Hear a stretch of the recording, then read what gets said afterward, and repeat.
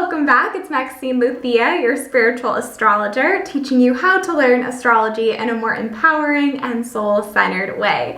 Now, today we're going to dive into what are called the goddess asteroids in astrology. So understanding Ceres, Pallas, Vesta, and Juno, the four goddess asteroids, and understanding a bit more about their mythology, about their feminine archetypes, and understanding what that means for you, practically speaking. How can you integrate this into your astrology practice, learn more about yourself, learn more about your feminine within you, which is within everyone, because of course, everyone has these four goddess asteroids within their birth chart. Using these goddess asteroids in astrology really helps to balance out the feminine and masculine in the birth chart, in astrology, and giving an astrology reading even.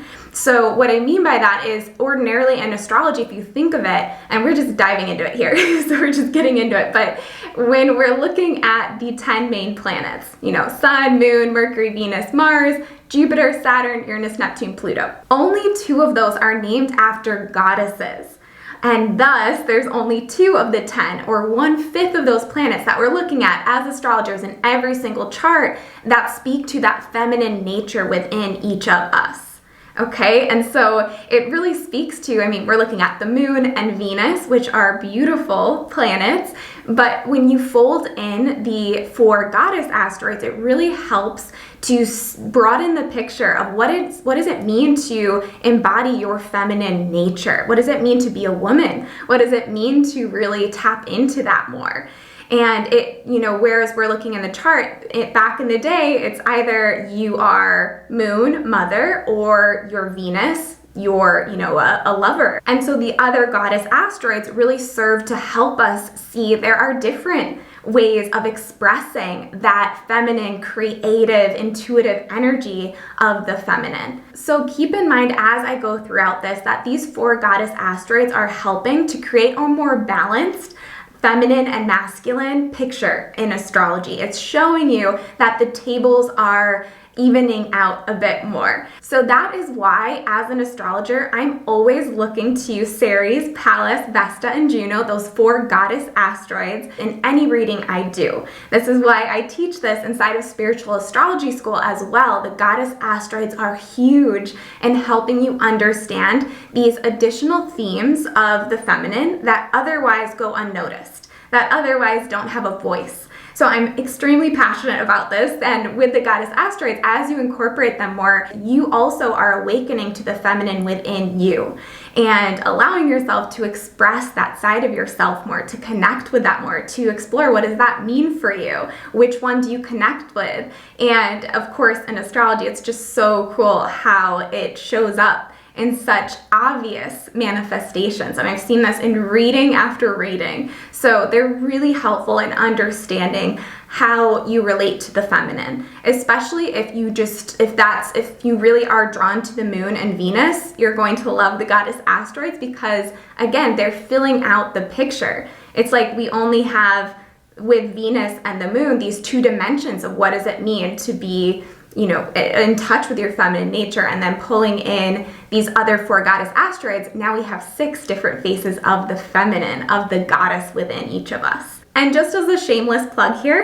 before we go on, if you are interested in learning how to read astrology charts in a really in-depth, soul-centered, impactful way, how to feel confident with that for birth charts, transits, and more, then I super recommend you check out Spiritual Astrology School. That is my in-depth program. It's both self-paced and you have group lives with me once a month, so it's an incredible program. I've had just the most amazing students take that, and if you're interested in joining, you can go to MaxineLuthia.com for more info on that, or reach out to me over on Instagram if you have any specific questions, but I only run that a few times a year. It's an amazing course, so I'll leave that there for you to check out or put it in the show notes, but would love to have you join if you really are ready to be an astrologer. And if you are totally new to astrology, I have a free astrology basics guide for you on my website as well, well, so you can check that out, but that's a great place to get you started. Let's get back into it. What are the 4 goddess asteroids,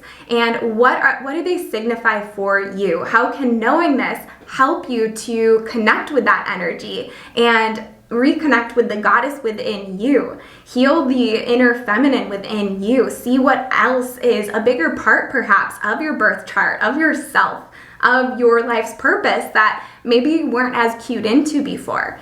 And so understanding this, again, weaving in the goddess asteroids can be so beautiful in astrology. But even as I go through this, just before you even look up your chart and the goddess asteroids, I encourage you to really feel into this intuitively and reflect on and see which ones really call out to you in some way. But once you are ready to look up these 4 goddess asteroids, you can find them on most any astrological software, even free websites online. So for example, on astro.com, you go to extended chart selection, and under additional objects, there right at the top you'll see Ceres, Pallas, Vesta, and Juno. And so you just click on them and show the chart and they'll be there. So once you do that, you can look to see what sign are they in, what house do they fall in, and especially note if you have one of those 4 goddess asteroids, Ceres, Pallas, Vesta, or Juno, conjunct, so touching your sun, your moon, one of your personal planets, so Mercury, Venus, Mars,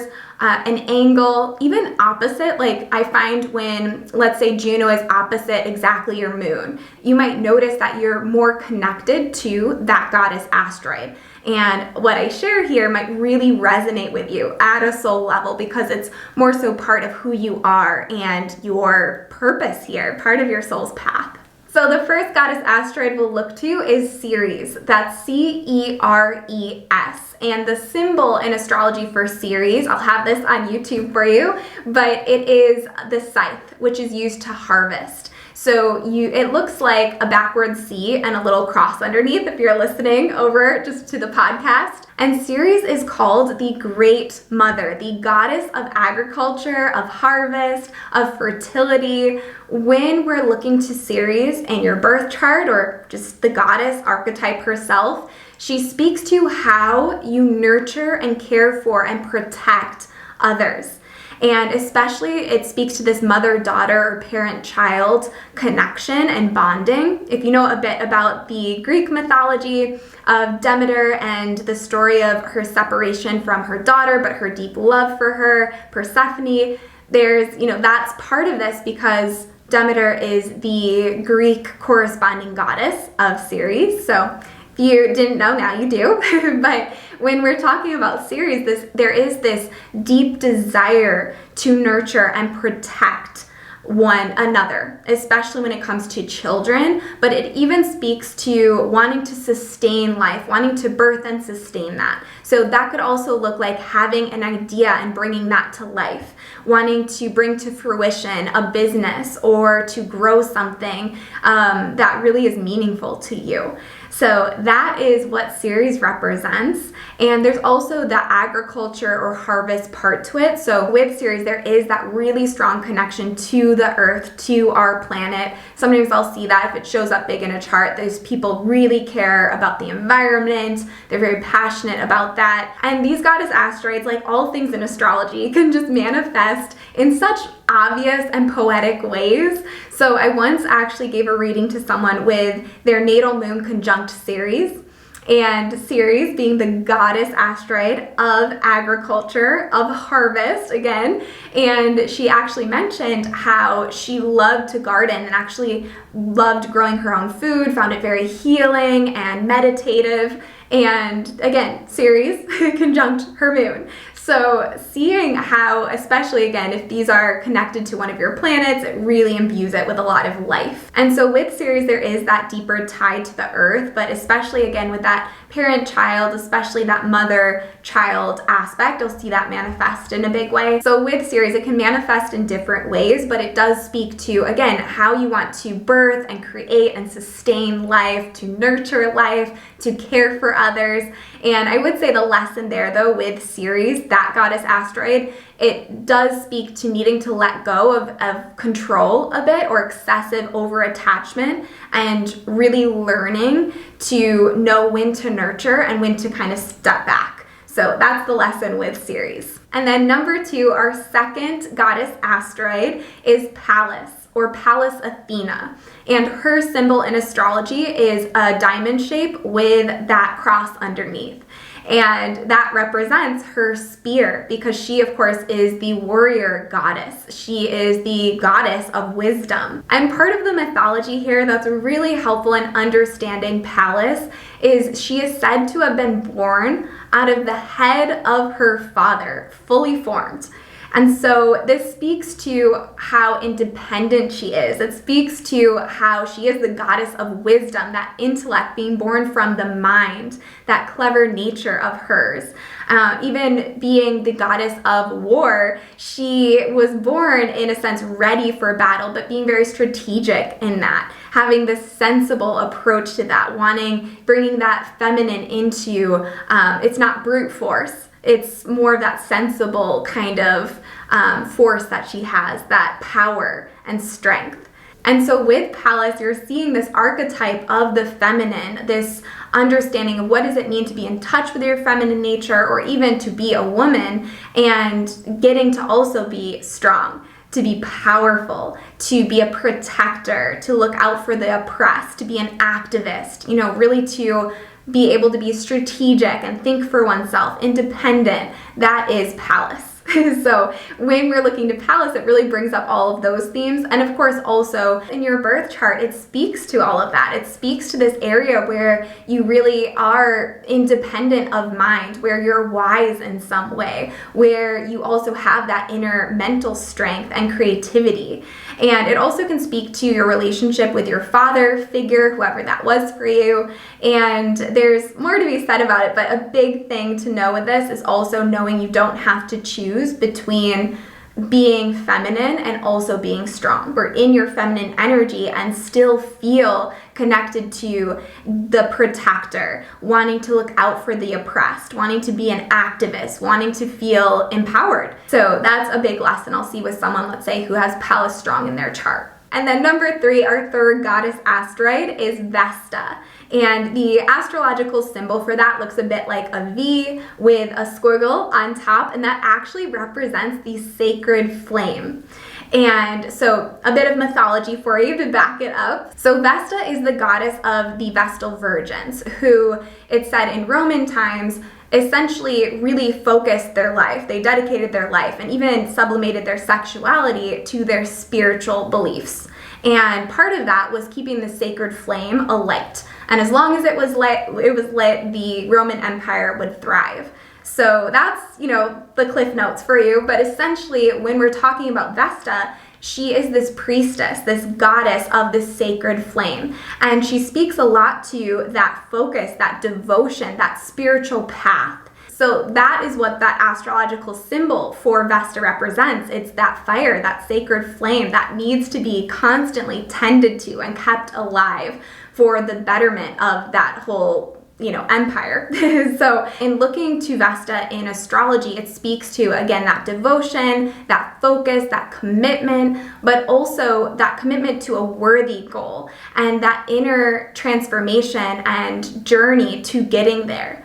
So often it speaks to becoming whole in oneself and really having that dedication of purpose, of vision, of that long-term goal. It really speaks to that feminine nature, though, of being very purposeful, of finding deeper meaning. And again, that spiritual aspect is huge with Vesta. And so when I'm reading birth charts where Vesta is really strong, I'll often find that that person has this fierce dedication to being their highest selves, to personal growth, to inner transformation, which in and of itself is beautiful. It's just, if you have this too, the shadow with Vesta is feeling that you have to be perfect to be worthy of what you desire, that relationship, that goal of sharing whatever that is for you. So making sure you don't get caught up in that trap if you have Vesta strong. And then last thing I'll add is Vesta also relates to the home in a big way. That's a big theme that I'll see come up too. And then last but not least, our fourth goddess asteroid is Juno. And the symbol in astrology for Juno, it looks like an asterisk or a star connected with that cross on the bottom. So that astrology symbol actually represents her royal scepter because Juno is the queen of the gods. And she also is known as, very importantly, the goddess of marriage. So when I'm looking in astrology to someone's chart, especially if I'm doing an astrology reading for love, I always like to look to see where Juno is, because she really speaks to what you're looking for in a long-term committed relationship, how you can really find those traits, those qualities in a partner you look to long-term to make the relationship last. So not so much just what are you attracted to, but what long-term really helps you to see that relationship through. So Juno really represents, in terms of this feminine nature of what it means to be in a partnership and how to foster relationships, that companionship, how to make sure, especially one-to-one committed relationships, marriage, how to make that work.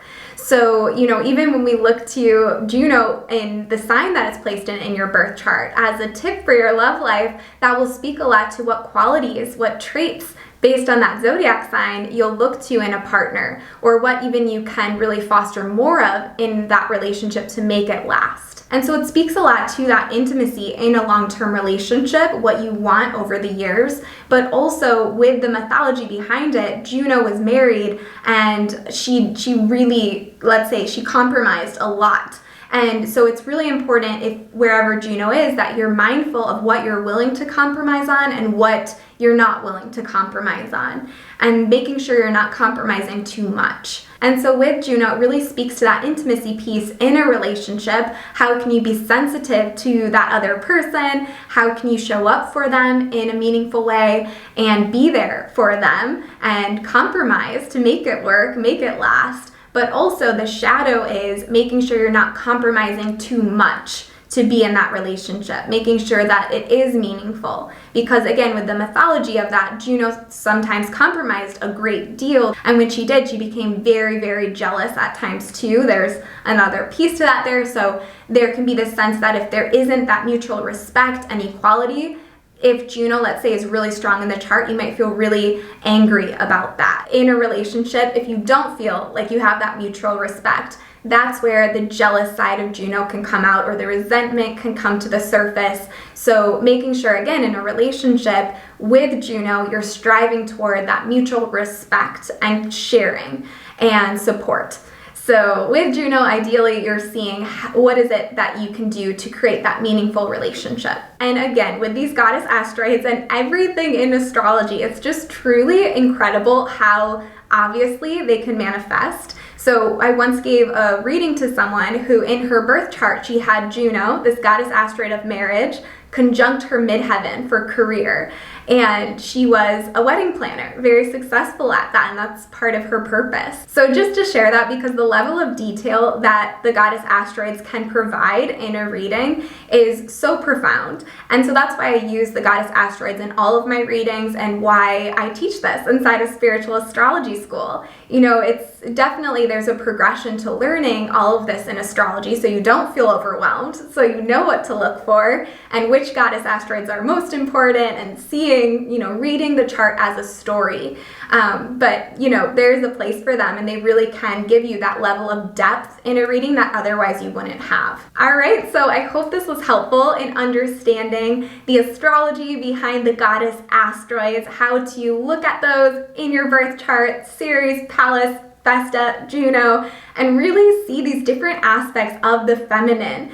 And so if you feel like sharing with me, what came up for you, is there one of these four that you really resonate with or that you want to embody more? Or is there one that maybe is conjunct your sun or your moon, a personal planet, an angle? Let me know in the comments over here on YouTube. I'd love to know. Or if you want to send me a message over on Instagram too. I just find this fascinating. And if you don't have anyone to geek out about with astrology, would love to be that person for you. So let me know in the comments. And of course, if you want to learn how to feel confident reading astrology charts, reading birth charts, transit charts, and more, all-in-one comprehensive one-stop shop program, then I recommend you check out Spiritual Astrology School. I'd love to invite you to the next semester. It is such an incredible program. I made this course because it is what I would have loved to have taken myself when I got started with astrology, to learn how to read charts in a way that blends it all together. You see what to look for, what to prioritize in a chart reading, really understanding how to read charts in an empowering, impactful, soul-centered way. And you do learn more about the goddess asteroids in that and a whole bunch of other really juicy astrology topics too. So I hope you check that out if you're interested. Message me on Instagram if you have any questions. You can get on the wait list for that too for the next round. I only run this a couple times a year, so be on the lookout for that. I hope you learned a lot about the goddess asteroids and also that it helped you in some small way awaken the goddess within you and help you to really reconnect with your own feminine energy. So thanks so much for listening to the end. I so appreciate you being here, and until next time, take care. Bye.